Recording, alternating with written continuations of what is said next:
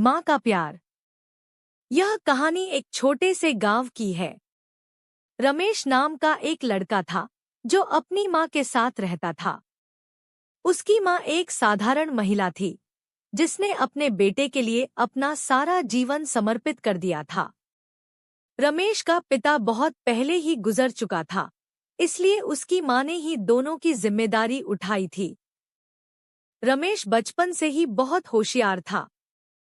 पढ़ाई में वह अव्वल था और उसका सपना था कि वह एक दिन बड़ा आदमी बने, जिससे उसकी माँ को कभी किसी चीज की कमी ना हो।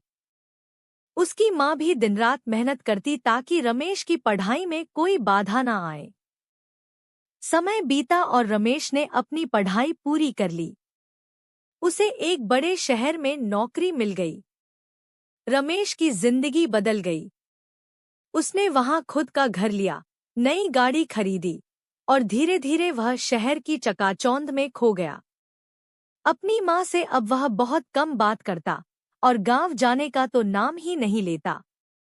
माँ उसकी राह देखती रहती, लेकिन रमेश अपने जीवन में इतना व्यस्त हो गया था कि उसे माँ की याद कम ही आती।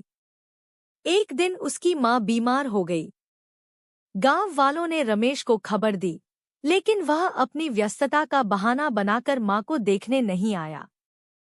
माँ की हालत बिगड़ती जा रही थी। आखिरकार एक दिन गांव से एक और खबर आई, रमेश की माँ अब इस दुनिया में नहीं रही। रमेश के दिल पर यह खबर गहरी चोट की तरह लगी। वह भागते हुए गांव पहुंचा, लेकिन अब बहुत देर हो चुकी थी। उसकी माँ उसे हमेशा के लिए छोड़ चुकी थी। रमेश अपनी माँ के अंतिम संस्कार में शामिल हुआ, लेकिन उसके दिल में गहरा पछतावा था। उसने कभी सोचा भी नहीं था कि जिस माँ ने उसे पाल पोस कर बड़ा किया, उसके अंतिम समय में वह उसके साथ नहीं था।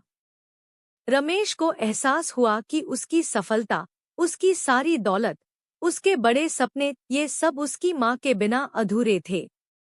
रमेश ने अपनी माँ की आखिरी निशानी के तौर पर गांव में ही एक छोटा सा स्कूल खुलवाया, ताकि गांव के बाकी बच्चों को अच्छी शिक्षा मिल सके। वह अपनी माँ के प्यार और त्याग को हमेशा अपने दिल में जिंदा रखने का प्रण करता है।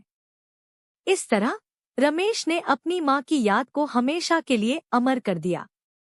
सीख: इस कहानी से हमें यह सीखने को मिलता है कि चाहे हम कितने भी व्यस्त क्यों न हो जाएं, हमें कभी भी अपने माता पिता और उनके प्यार को नजरअंदाज नहीं करना चाहिए।